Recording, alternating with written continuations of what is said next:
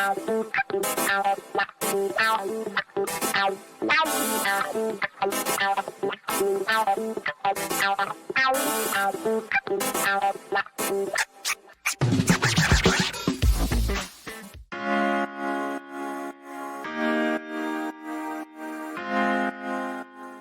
hi. Oh, wow. Hand puppets. Hi. Good morning.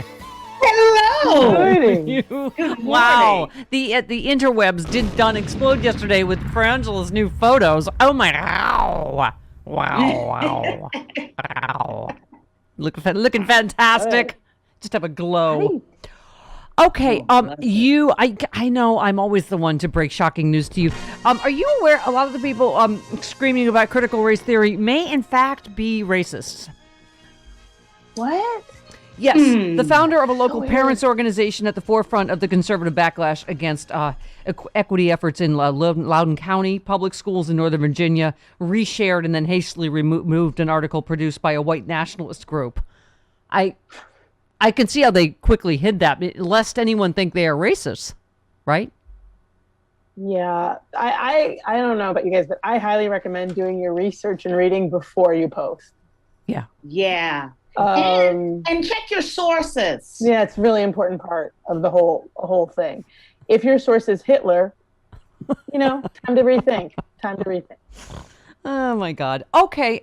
This also will come as shocking news to you. Trump urged the military to crack skulls at the George Floyd protests at the White House. He demanded military and law enforcement crack skulls. Let's see. This is from the new book. His language became increasingly violent during Oval Office meetings as protests in Seattle and Portland began to receive attention from cable news outlets. He would highlight videos that show law enforcement getting physical with protesters. And he said that's how you're supposed to handle these people. Crack their skulls, beat them out of them. Civil rights demonstrators and military. And then Bill Barr pushed back and he said, well, then shoot them in the leg or maybe the foot. So that once again, I know this is shocking news to you. Okay. Look at Bill Barr being the moderating influence with violence. Yeah. Do you get a little of like who's leaking this stuff that suddenly makes Jared and Ivanka somebody look better? You're like, there's no good guys to me in the Trump administration. No. All these leaks say to me is that there were a bunch of people in the room who tacitly approved or overtly did. It doesn't. I mean, we all know Trump said it in his campaign. Right. Well, and if Bill Barr pushed back, it's that's not legal. You can't. Right? It's not because he didn't. Pushback isn't that. Yeah. Pushback is you get up and quit, or you get and walk outside and tell everyone. That's what you do. You know, this is not pushback. And making a book, however many, almost a year late. Like, why are you? That's not. It's. All I can say is. To me, it implicates every single person who was in the administration, even people who left subsequent to that. They should have left. If they hadn't left before then, they need to have left then. Yeah. But now all you want to do is profit off of all of that pain that you let go down in the room. Yeah. Well, I mean, it's like we were just talking to John about COVID, and advisors to Trump were hoping his battle with COVID would give him a newfound appreciation for the seriousness of the virus, only for it ultimately to become clear he hadn't changed at all. Well, no, I'm kidding. Really? They're like, oh, same hole, right? I mean, Trump's medical advisors hoped that the illness would inspire to take the virus seriously. He would emerge from Walter Reed a changed man after receiving this wake-up call.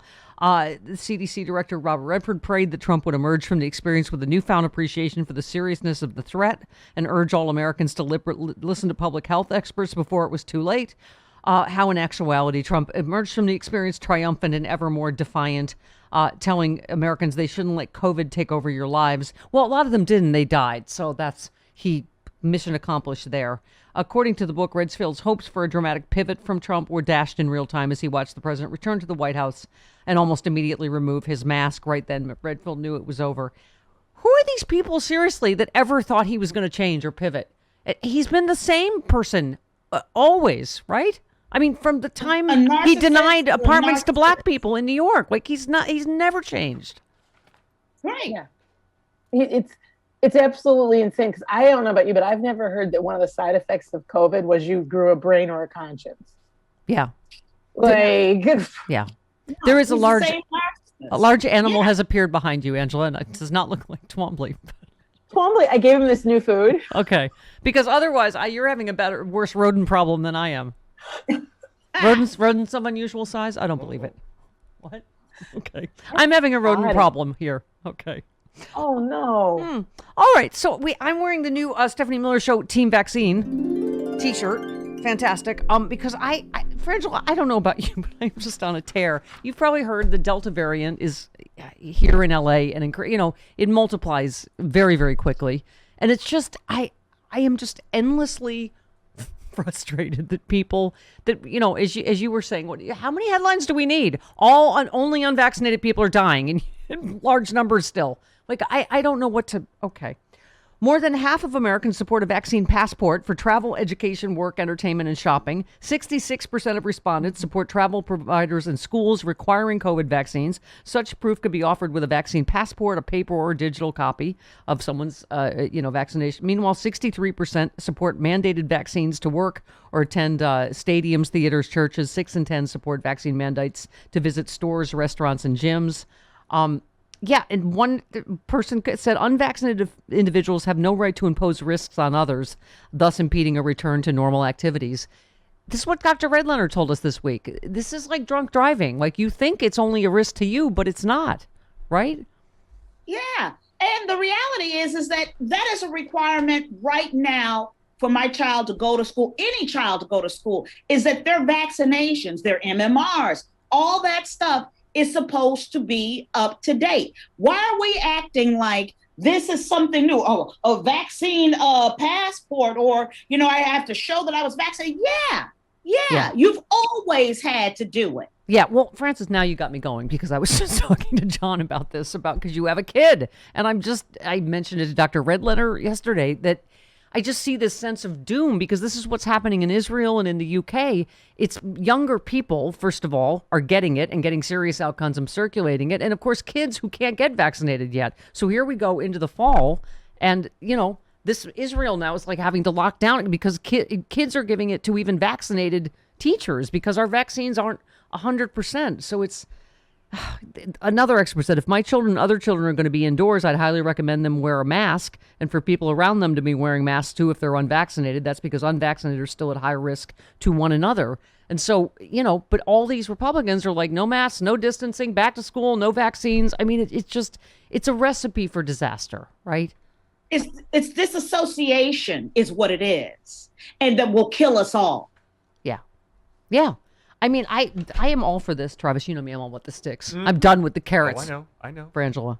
A tech company is announcing a new health app that says it will help employers bring their employees back to the office safely by verifying their COVID vaccination status. The app, or others like it, could be a sign of how employers can enforce vaccination requirements without relying on an honor system or hand-checking CDC vaccine cards. Most employers aren't requiring or planning to require employees to be vaccinated. I hope this changes when we get full FDA approval, but before entering the workplace. But among the 28% of respondents said they are considering it, more than half will require proof. I just don't think you can. Oh, you have it on your phone already, Angela. I see you.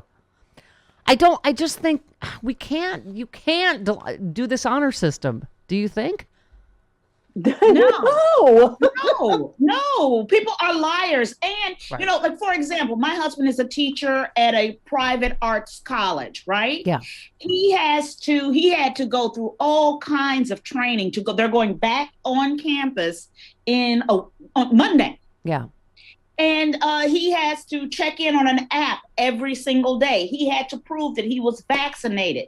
The students that are at this school have to prove that they are vaccinated. They have to give their status of what's going on with them physically and their temperature every day before they can even walk on campus. Yeah. This is a serious situation, because otherwise they will have outbreaks within minutes. My mom's nursing home that I'm going to Monday, last I checked, half of them are vaccinated, staff and residents. I mean, this Houston hospital, I'm all for what happened there. You can't have nurses that are compromised around cancer patients. Like, are we idiots? You have to be. Okay. I'm gonna lose my mind up in here. Marjorie Taylor Greene, because you know how Colin Kaepernick obviously Could not play in none of our reindeer games because he kneeled because of the bits.